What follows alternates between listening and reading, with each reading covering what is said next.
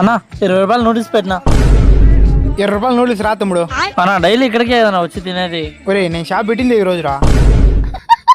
అన్నా సర్లేనా ఈ రోజు నుంచి డైలీ వస్తాలేనా 20 రూపాయలు కట్టినా. తమ్ముడు గ్యాస్ రేట్లు, నూనె రేట్లు, కూరగాయల రేట్లు అన్ని పెరిగినాయి. 20 రూపాయలకి రాదు. ప్లేట్ 50 రూపాయలు కావాలంటే తీసుకోవాలంటే పోతాండు. ఎంత అమ్మరా ఇడికి. తమ్ముడు నేను ఇస్తాను 20 రూపాయలకి.